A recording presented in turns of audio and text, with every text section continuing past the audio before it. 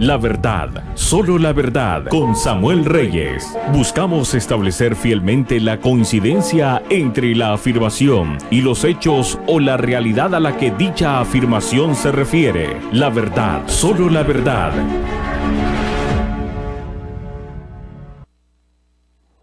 Qué contento estamos una vez más de estar con ustedes para compartir una verdadera serie de inquietudes que tenemos. Yo no le llamo noticias, son inquietudes, comentarios de la noticia. Aquí en La Verdad, solamente La Verdad, con Samuel Reyes. Y en esta ocasión tenemos varios temas, como ya les dije que íbamos a tratar.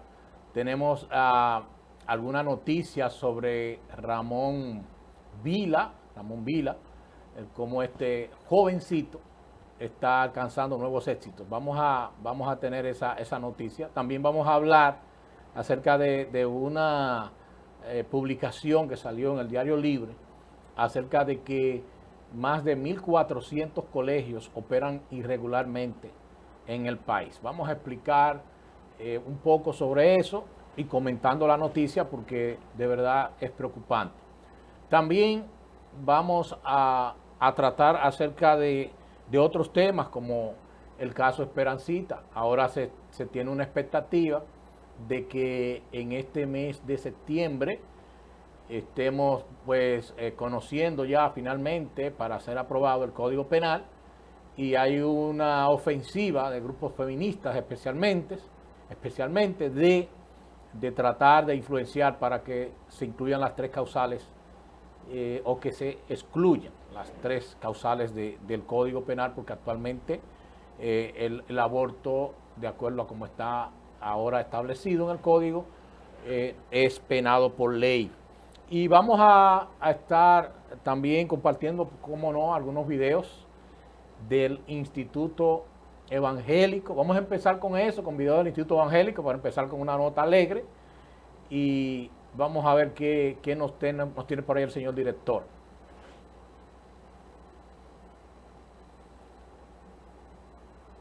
Son unos videos promocionales que tenemos allá del Instituto Evangélico. Ahí está el Instituto Evangélico como faro de luz en la ciudad de Santiago.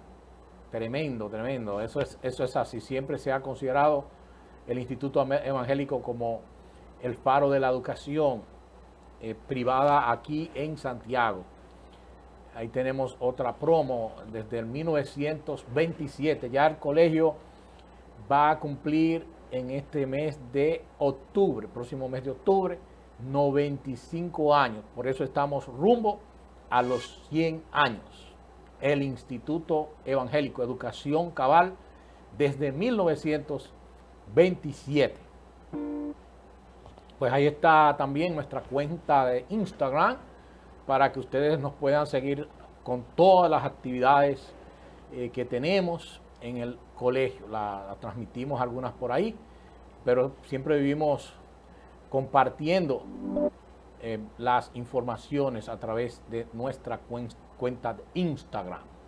El Instituto Evangélico, un gran colegio, rumbo a los 100 años desde 1927, el mismo lema, educación cabal. Y de hecho, todavía hay disponibilidad de cupos. Hay algunos cupos que usted puede solicitar. Hay personas que están regresando de Estados Unidos y se nos están acercando, viendo si podemos nosotros darle espacio. Hay algunos cupos todavía. Así que acérquense al Instituto Evangélico porque van a recibir la mejor educación. No tenemos que hablar de eso. Una educación de excelente calidad y a un costo que cuando le decimos lo que cuesta, no lo pueden creer. No lo pueden creer de lo competitivo que es el precio de nuestros servicios en el Instituto Evangélico. Pues vamos a seguir con Ramón Vila, uno de nuestros estudiantes. Ramón Vila se coronó como subcampeón del circuito mundial de 17 años celebrado recientemente, apenas hace unos días, en la ciudad de Cuenca, Ecuador. Y Ramón Vila, un joven modelo excelente, hijo de Juan Vila, ese portento de nuestro país en cuanto a tenis de mesa. Él le ganó en la fase de grupos, en la llave de simple eliminación, derrotó al boricua Yadiel López con marcador de 3-0.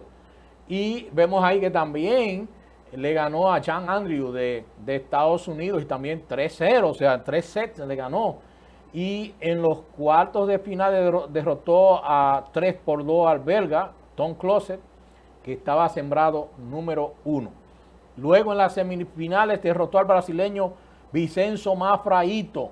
También lo derrotó, en este caso no 3-0, era más difícil, 3-2. Pero cayó en las finales en un apretado partido, 3-1 ante el boricua Oscar Virrier. Pero es subcampeón. Y eso es en la categoría de 17 años, teniendo él 15 años. Ya anteriormente, Vila había ganado días antes medalla de bronce en equipos y medalla de bronce también de manera individual del Campeonato Panamericano Infantil de Tenis de Mesa de Cuenca, Ecuador. Es decir, a nivel del continente americano, que son las competencias panamericanas, él ganó 2 medallas de bronce, una en equipo y otra también como jugador individual. Pero lo más importante es que a nivel del circuito mundial de 17 años, teniendo él solamente 15, porque se vale usted participar en una categoría superior, lo que usted no puede es participar teniendo una edad mayor en una categoría inferior. Pero si usted tiene una edad inferior y a usted lo ponen a competir en una edad que supera la edad suya, eso no es ningún problema. Y aún así él ganó subcampeón. Así que felicidades a Ramón Vila. Todo un orgullo para nosotros en el Instituto Evangélico. Excelente estudiante en lo académico también, porque en el Instituto Evangélico nosotros creemos en el desarrollo integral de 4 áreas. El área física, porque Jesús creció en estatura; en área social, porque Él creció en favor para con los hombres; Él creció también en lo espiritual, porque creció en gracia para con Dios; y creció en lo intelectual. Por eso dice Lucas 2:52, que Él crecía en sabiduría. Y eso es lo que nosotros propugnamos allá en el Instituto Evangélico, el que nuestros estudiantes se desarrollen en esas 4 áreas. Vamos entonces a comerciales y luego regresamos con la siguiente información comentada. La verdad, solo la verdad, con Samuel Reyes.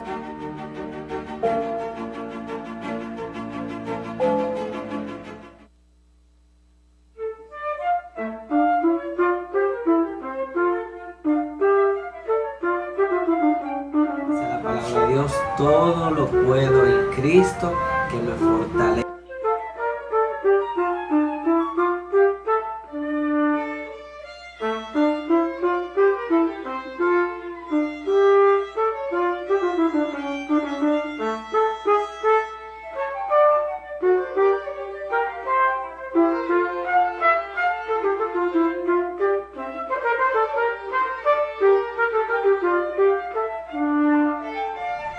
Instituto Evangélico, Avenida Juan Pablo Duarte 110, teléfono 809-582-2473.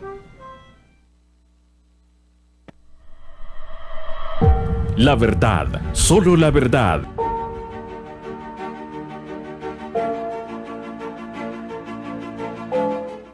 Muy bien, hablemos entonces de esta información que sale en el Diario Libre de que más de 1.400 colegios privados operan de manera irregular. Esto es una información del Diario Libre del 29 de agosto y fue escrito por Socorro Arias, la periodista Socorro Arias.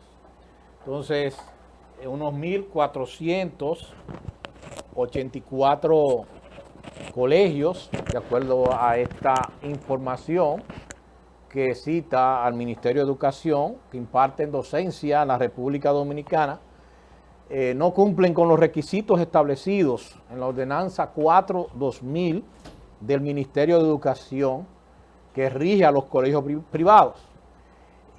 Operan de ese modo de una manera irregular. No quiere decir que estén operando ilegalmente, sino irregularmente, porque no están cumpliendo con los requisitos que deben cumplir para mantener su acreditación. Y el 90% de estas instituciones, escuchen bien, se encuentran ubicadas en el Gran Santo Domingo, en segundo lugar en Santiago, en San Cristóbal y San Pedro de Macorís. 2.738 instituciones privadas o colegios privados existen en el país y 1.483 no tienen, 1.484 para ser más exacto, no están cumpliendo a cabalidad con las regulaciones del Ministerio de Educación. Y de las 2.738 instituciones, 1.254 cumplen con los parámetros establecidos para operar una institución educativa privada, como lo establece esa ordenanza, la 4/2000, aprobada por el Consejo Nacional de Educación, que es la máxima autoridad del MINER, en fecha 27 de junio del año 2000, que establece el reglamento que rige el funcionamiento de las instituciones educativas privadas en el país.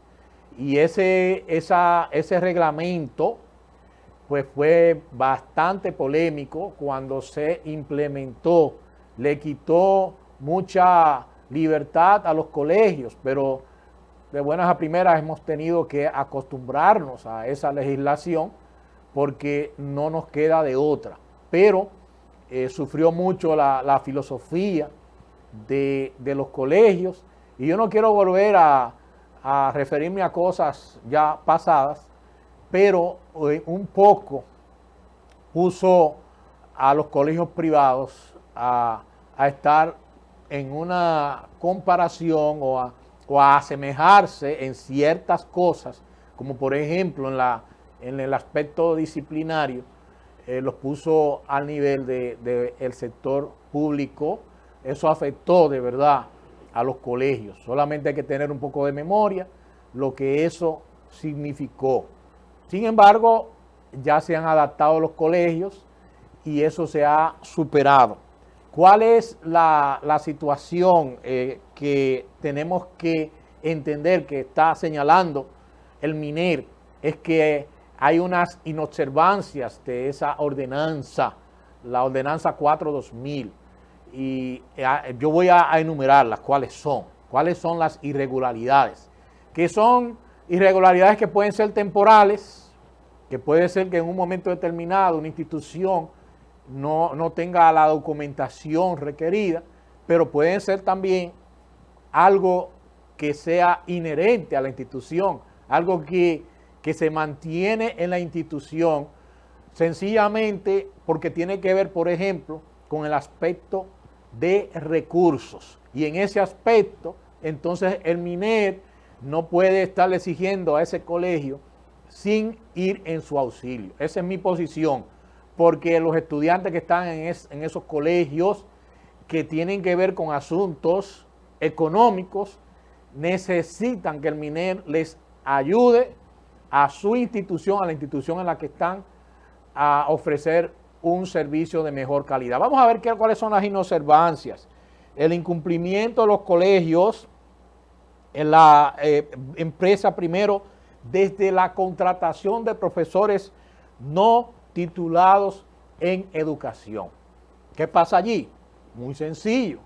Esa emigración hacia el sector público de los maestros, pues entonces hace que muchos colegios que tal vez no tienen la posibilidad de contratar inmediatamente a otro maestro porque no tienen los recursos para pagarle lo que mínimamente deberían pagar para que les sea atractivo el quedarse en ese colegio o poder ser contratado en él, pues lamentablemente ellos tienen que echar mano de profesionales de otra área o en el peor de los casos, algunos que no son profesionales, y entonces allí viene esa nota que le ponen cuando van a hacerle la inspección a ese colegio de que no tiene profesores titulados en educación.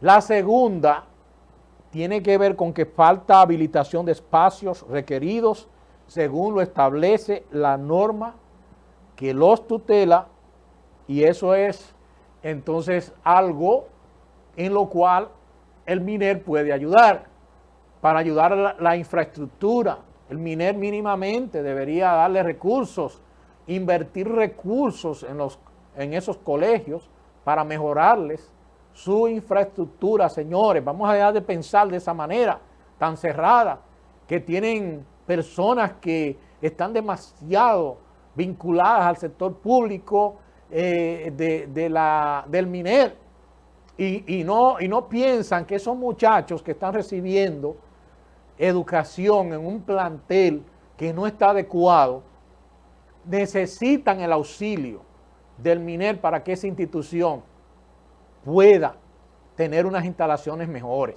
que pueda tener una buena cancha, por lo menos de basquetbol o de voleibol, que pueda tener una buena biblioteca, que pueda tener unas facilidades que estén más cómodas, un buen mobiliario. ¿Por qué el MINER no puede hacer eso? Yo no entiendo eso. ¿Por qué esa tosudez? En tercer lugar, también fallas en la planificación curricular. Eso tiene que ver con que no hay personas allí en esos colegios que estén capacitadas para ejercer una función de gestión educativa. Y ese problema también se da vinculado al asunto de la emigración de personas del sector público, del sector privado al sector público. Otro aspecto es que presentan fallas en la calidad del mobiliario. Lo dije hace un momento. Ese mobiliario que está ahí lo tienen los colegios que no tienen recursos. Hay otros colegios que no tenemos esa dificultad, pero hay muchos de esos colegios en los cuales se le pone esa nota de la deficiencia que tienen en cuanto a los mobiliarios, y debería ser el MINER el que dijera, ok, vamos a nosotros tomar carta en el asunto para ayudar a esos niños que están ahí, a esos niños que son dominicanos y que no están recibiendo en un lugar adecuado y con un mobiliario adecuado, que les duele la espalda, que hay una butaca, que hay una mesa que no es la adecuada para ellos y para su edad. También está que no admiten la conformación de los organismos de participación como la Asociación de Padres, Madres y Tutores y Amigos de la Escuela, consejos estudiantiles y comités de curso, que eso es una democratización de la escuela, del colegio, para que haya un ambiente participativo en cómo se deciden las cosas. Y eso es bueno, pero tampoco puede convertirse la Asociación de Padres, la ASMAE, ni ninguno de los otros organismos que deben existir dentro del colegio en la retranca para esos colegios, porque imagínense, si sube el costo de la vida, a veces algunas asociaciones de padres no desean que le hagan un aumento y utilizan ese mecanismo como para presionar a los propietarios de un colegio para que eso no se dé. Sin embargo, es necesario muchas veces que así se haga, porque lamentablemente cuando suben los costos para el colegio, incluso los colegios necesitan aumentarle, pero de una manera urgente el salario a todos los empleados que tiene y no pueden porque su presupuesto no les da. Eso no puede estar pasando, señores. Pero la asociación de padres hay que tenerla, hay que tener los consejos estudiantiles para que los jóvenes aprendan lo que es la democracia y los comités de curso. También dicen que carecen de un proyecto educativo de centro, que se puede hacer de 3 a 5 años. Eso es importante porque la institución tiene que ir avanzando y desarrollándose. Entonces, el colegio, oiga bien, el colegio, por peor situación económica que esté, tiene que tener su proyecto educativo de centro. Tiene que tener ahí un presupuestado cuáles son sus necesidades. No importa el tamaño que sean, porque de repente puede aparecer recursos hasta del Estado y por no tener un presupuesto, por no estar planificado nada ahí en ese centro, se pierde la oportunidad de que alguien pueda, no solamente el Estado, invertir, puede ser las empresas, algún empresario, si vamos a ayudar a este colegio que queda cerca de nuestra fábrica o de nuestra empresa, vamos a ayudarlo. Y si no hay un proyecto educativo de centro en donde se indique cuáles son las necesidades, cuáles son los objetivos que se tienen, cómo va a ese centro a mejorar la calidad de educación. Eso hay que hacerlo, señores. Ahí no hay excusa, hay que hacer el proyecto educativo de centro.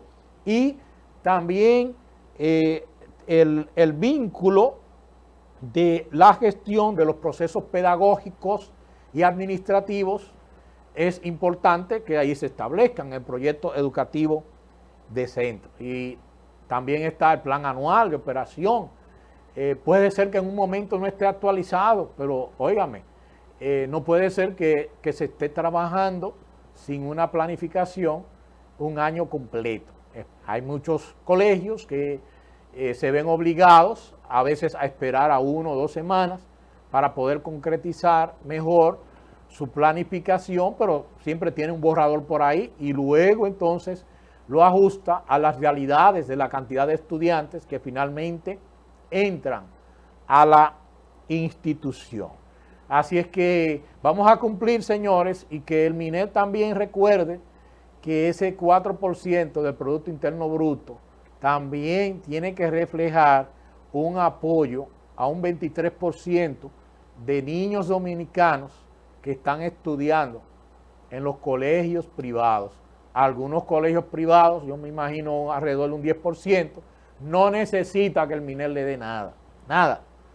Pero hay otro 90% que tiene necesidades y la única alternativa que tienen para no tener que subir los costos, oiga bien, es que el MINED les meta la mano, que el MINED los ayude para que puedan entonces cumplir a cabalidad con los propósitos con los cuales fueron fundadas esas instituciones, de seguro por educadores, porque en realidad el que invierte en educación es porque cree en la educación. Si va a invertir usted su dinero para sacar dinero, para producir ganancias, el peor negocio que usted puede hacer es invertir dinero en educación. No se meta ahí porque usted no va a encontrar ganancias a menos que no sea uno de esos colegios de gran élite en los cuales, pues sí, usted se va a ganar mucho dinero, pero usted tiene que tener mucho dinero y tener buenas relaciones con esa élite para que los hijos de esos grandes potentados, ¿verdad?, de nuestro país quieran poner a su hijo en su colegio. Vamos a hacer una pausa y vamos a volver con otro comentario. La verdad, solo la verdad, con Samuel Reyes.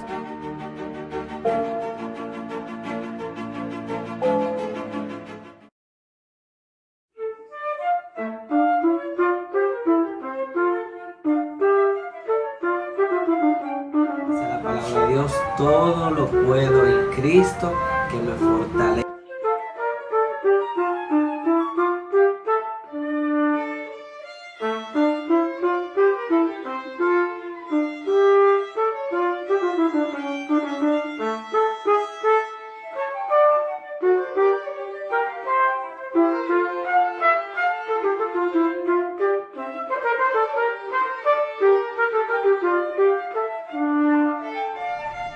Instituto Evangélico, Avenida Juan Pablo Duarte 110, teléfono 809-582-2473. La verdad, solo la verdad.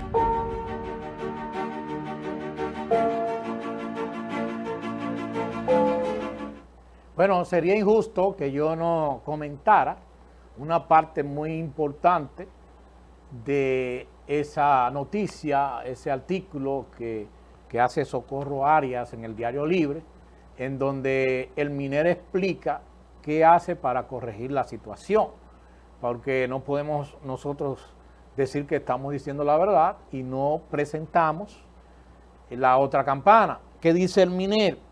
El MINER dice que está comprometido con elevar la calidad de la educación que reciben los niños, niñas y adolescentes que participan en las instituciones educativas privadas, y con mayor intensidad dice que están trabajando en aquellas que no se han certificado, aquellas que sí operan fuera de la ley, que son unas 210, que están seguramente operando bien, pero no tienen autorización para estar abiertas. Y de manera permanente también se hace una supervisión con el propósito de garantizar el cumplimiento del calendario escolar. El MINER en eso pues tiene una desfase, porque el MINER va a empezar ahora en septiembre.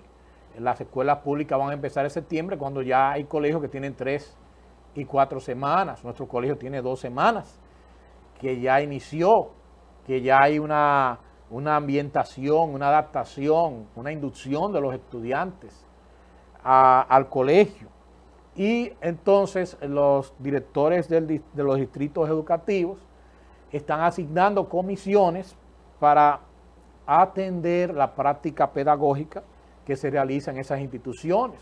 Y yo recibo muy bien cuando van esas comisiones, porque nos dicen cuáles son nuestras oportunidades de mejora, pero regularmente pues nos felicitan por los logros alcanzados en nuestra institución. Es importante el ser fiscalizado para que no nos durmamos en los laureles y mantengamos la calidad que debemos tener como una institución que está prestando un servicio a los padres que están pagando por eso y esperan que sus hijos, cuando salgan de allí, pues puedan tener una competitividad con cualquiera de los demás estudiantes del país y del mundo. Y se inició en el 2013, luego que se aprobara una resolución, la 555-2013, ese proceso en el cual se acompaña a los colegios privados en esa búsqueda de la excelencia, de la calidad. También el MINER informó que los docentes del sector educativo privado participan en los procesos formativos. Eso es verdad. Nosotros participamos en los procesos formativos que se dan en el distrito educativo. Eso es verdad, y se hacen de manera presencial y de manera virtual. Así es que por ese lado aplaudimos lo que hace el MINER, porque ese es parte del apoyo que debe dar para la mejoría de la educación. Y por eso los colegios privados que se llevan de lo que dice el Ministerio de Educación para mejoría de su institución, pues tienen colegios que han mejorado mucho. Nosotros podemos decir que el MINER nos ha ayudado a mejorar, porque son buenos técnicos los que están ahí. La mayoría son técnicos muy bien calificados. Y entonces las asociaciones de colegios, sean de las asociaciones religiosas, las asociaciones que tienen que ver con una ciudad o una provincia, y las asociaciones de colegios a nivel nacional, tienen que estar haciendo lo suyo también para ayudar a que los colegios también tengan en cuenta que antes de que llegue una comisión del MINER a encontrar esas irregularidades, pues ellos puedan corregirlas en tanto esté a su alcance. Porque a veces sucede, como decía Sor Juana Inés de la Cruz, refiriéndose a los hombres que siempre están buscando la culpa en la mujer, en las cosas que hacen. Ella decía, hombres necios que acusáis a la mujer sin razón, sabiendo que sois la ocasión de lo mismo que acusáis.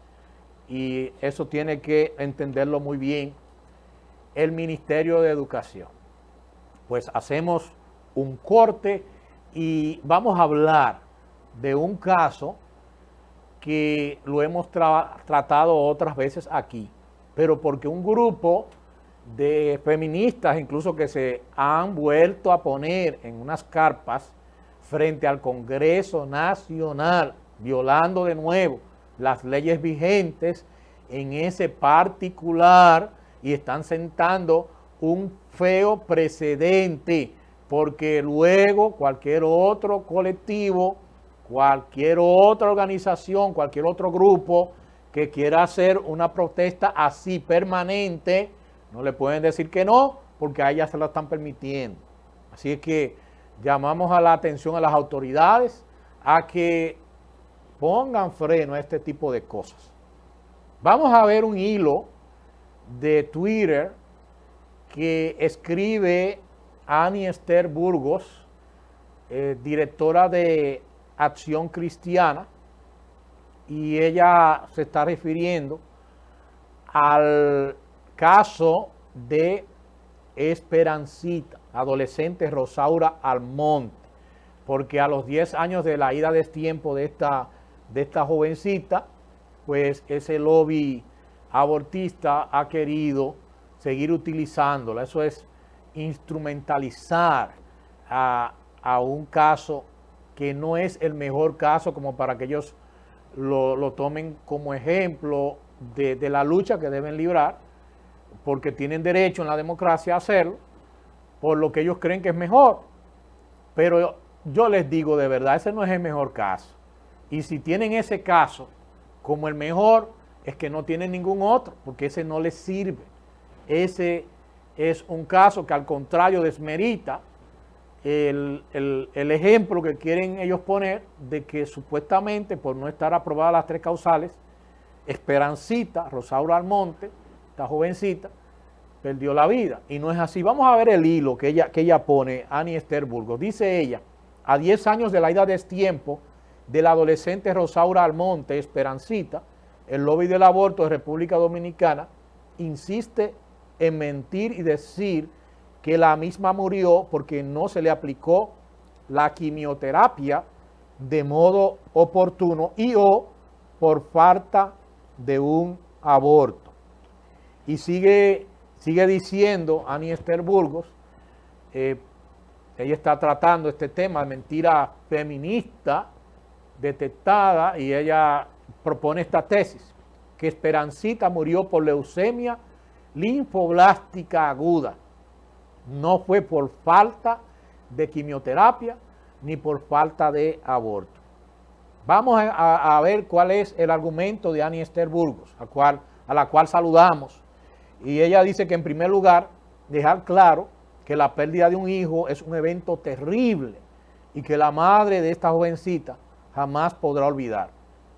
Además, aclarar que lo que se recoge en este hilo son los hechos verídicos del caso y que respeta el dolor de esta madre. Sigue diciendo Annie Esther en su hilo que luego puntualizar que yo soy evangélica, por lo que no tendría ningún interés organizacional en promover la labor de la Iglesia Católica Dominicana en cuanto a la asistencia ardua y desinteresada a Esperancita y a su familia, que sí le dio la Iglesia Católica.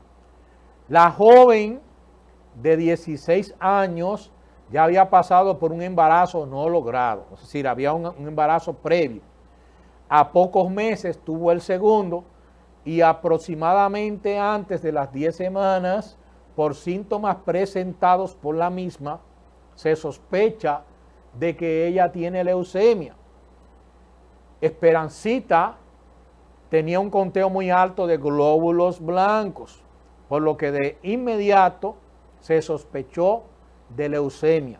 Se procede a estabilizar sus niveles hemáticos al tiempo de que se practica un aspirado de médula ósea, todo el procedimiento médico que requería en ese caso. También el aspirado de médula ósea se utiliza para diagnosticar leucemia y los tipos de esta, así como para determinar si un cáncer se ha diseminado o ha respondido al tratamiento.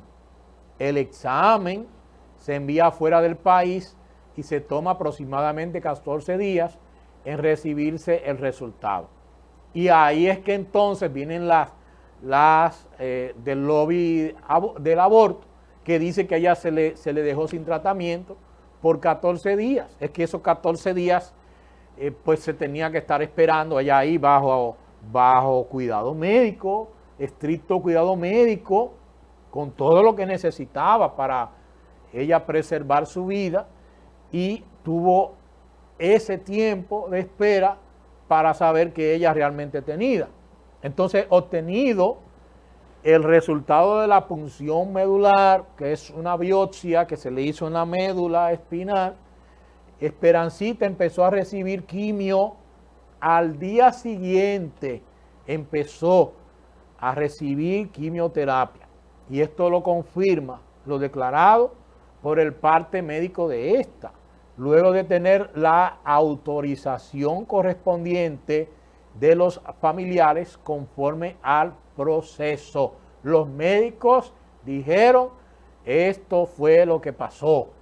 Después de que se tuvo el diagnóstico, se empezó la quimioterapia, confirmado que ella tenía leucemia, de quimioterapia.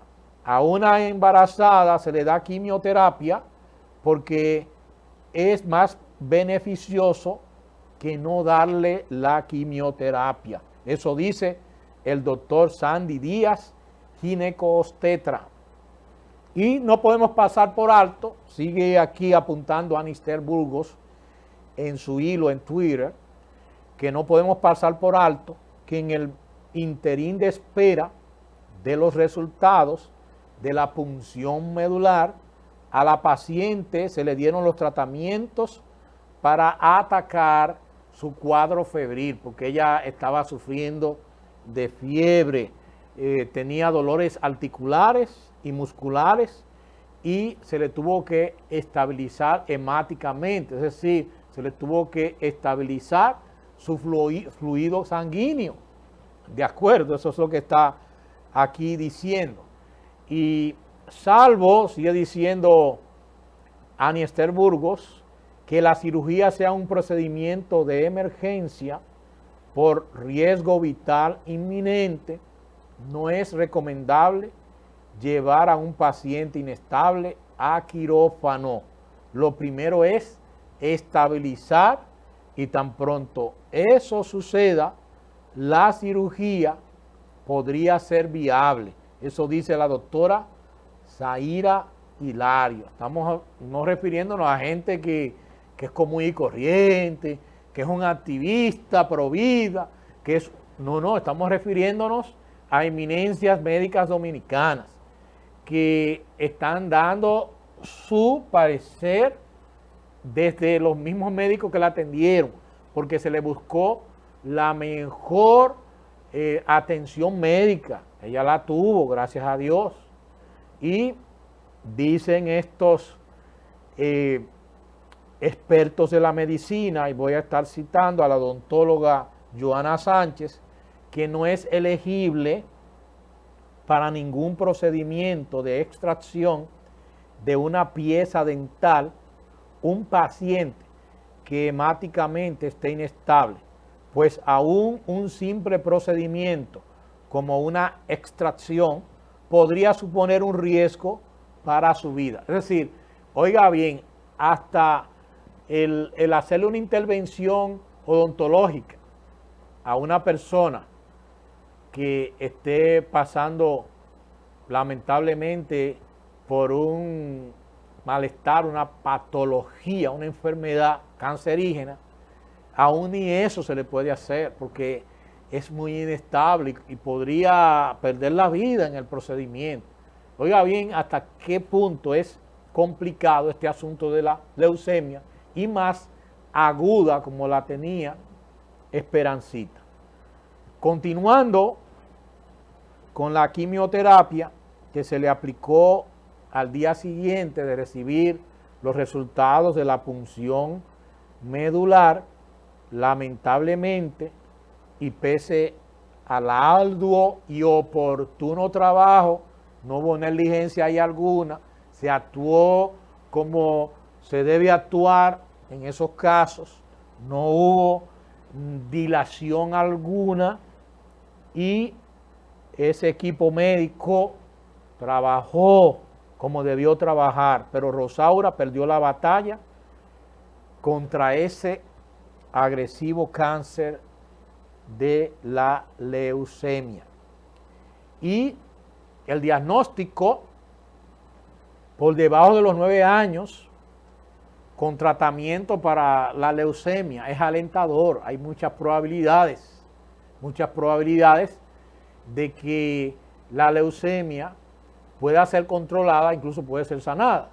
Pero por encima de los 10 años, y recordemos que Esperancita tenía 16 años, el pronóstico es reservado, por lo que aún fuese que ella no estuviese embarazada, el pronóstico era reservado de acuerdo al doctor Jaime Jorge, endocrinólogo reproductivo y gineco-obstetra.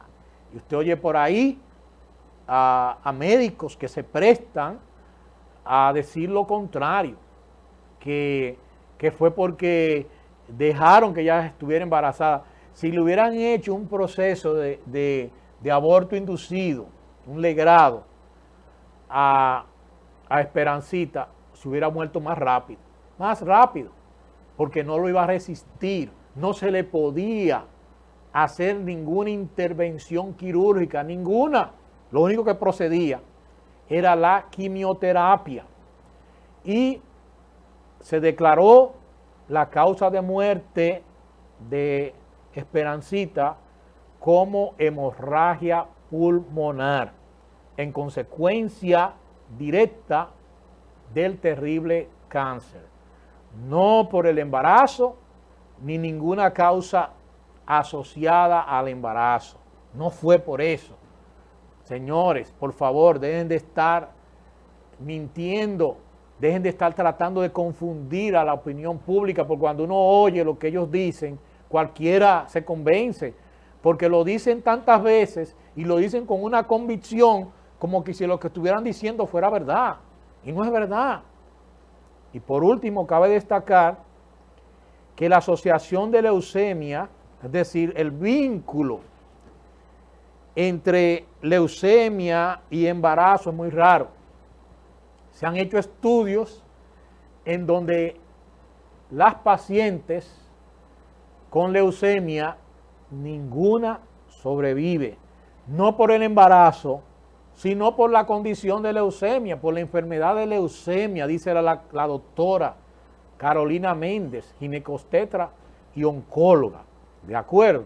Entonces muchas de las que se ponen a hablar ahí, vienen y dicen que son doctoras, pero no dicen cuál es su especialidad. Aquí vemos a una ginecobstetra, una doctora que tiene que ver con el embarazo, pero que no solamente es ginecobstetra, sino que es oncóloga, que trata a las mujeres que tienen un embarazo, pero al mismo tiempo que tienen esta condición lamentable de cáncer. Entonces, la doctora Carolina Méndez dice muy claramente que las pacientes con esta afección, ninguna sobrevive. Y Anestiel Burgos nos recomienda el que veamos un video que produce también Acción Cristiana y que está ahí nuestro amado hermano y amigo Julián Musa, con quien tuvimos el honor de compartir la primera directiva de CODUE Juvenil, y él entonces hace una entrevista dejando bien claro que en realidad se hizo todo lo que se podía hacer. Vamos a ver esa entrevista en el tiempo que nos queda.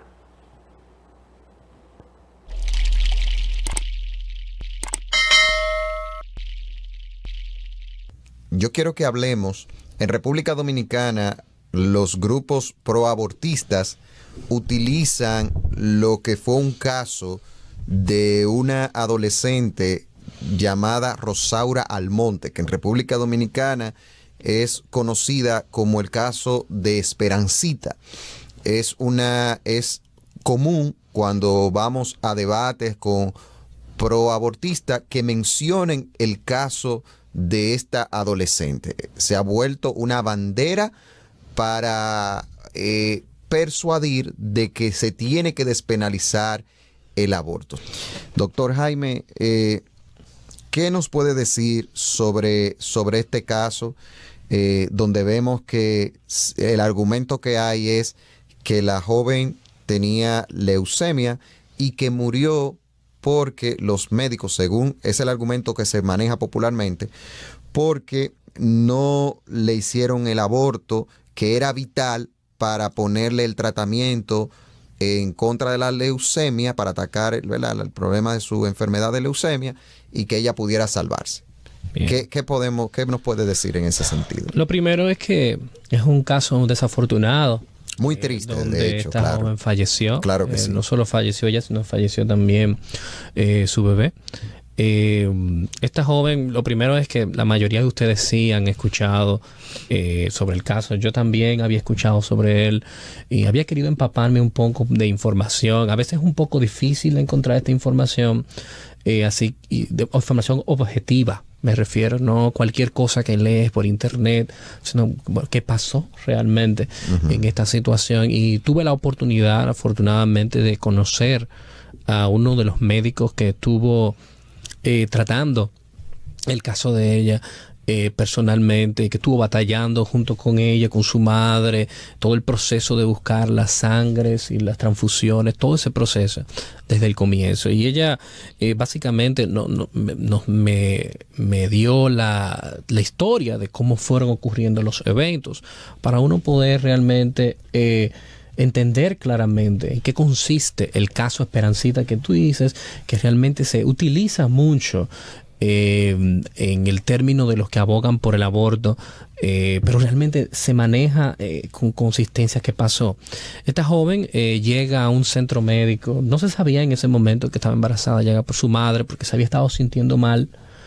Cuando llega, le hacen una serie de estudios y analíticas donde descubren dos cosas. Número uno, tenía alterados los valores sanguíneos del hemograma de los glóbulos blancos y los glóbulos rojos y las plaquetas, de una manera muy sospechosa. Y lo segundo, que la prueba de embarazo estaba positiva. En ese momento, por primera vez, se diagnostica el embarazo de esta joven. Y tú me dirás, ¿y desde ese momento se sabía que ella tenía un problema de índole de cáncer en la sangre? No. Y la razón es que diagnosticar cáncer y diagnosticar un embarazo son dos cosas muy diferentes. Un diagnóstico de un embarazo yo lo puedo conseguir diciéndole a una joven que vaya a una farmacia y que orine en un palito. Pero en el caso del cáncer, se tienen que hacer extendidos de sangre periférica, se deben de hacer biopsias de médula ósea para tener una idea de cuál es el tipo de cáncer que tiene, para poder así iniciar el protocolo y la guía práctica de manejo en la condición específica de ella. Se hicieron esos análisis y en lo que resultaba, en lo que llegaban los resultados, que no son automáticos, se tomaba un tiempo, se le dio seguimiento a su embarazo, donde ella evolucionó de manera satisfactoria, a excepción de un momento que tuvo una amenaza de aborto, que no hubo ningún inconveniente. Cuando llega el diagnóstico de leucemia linfoblástica aguda. La leucemia linfoblástica aguda es un cáncer en la sangre de manera más aterrizada. El pronóstico por debajo de los 9 años es muy bueno. El tratamiento funciona bastante bien y los pacientes tienen la oportunidad de evolucionar de manera satisfactoria si el tratamiento se le da. Ahora bien, por encima de los 10 años, que es el caso de la joven, el riesgo y la tasa de mortalidad es extremadamente alta. Así sea que ella no estuviese embarazada, el pronóstico era extremadamente reservado. Y aquí es donde viene el detalle, donde muchos de nosotros estamos con la duda, donde se ha planteado la duda. Entonces, en ese momento no se le dio tratamiento. Sí, a ella sí se le inició tratamiento una vez se tuvo el diagnóstico. De hecho, ella no falleció por complicaciones del embarazo. Ella inclusive entró en labor de parto en forma espontánea, expulsó el bebé y la doctora explicó que hubo un sangrado aproximadamente de 100 a 200 cc, que es normal. No hubo complicación con su parto. Esta joven falleció de una complicación de su enfermedad, que es una hemorragia pulmonar, que de hecho es lo que dice en su acta de defunción y que está descrito como complicación de su propia enfermedad. Es decir, esta joven no falleció por un aborto no realizado. Esta joven falleció por una enfermedad médica materna que tenía y que le estaba complicando y que de por sí su pronóstico era reservado.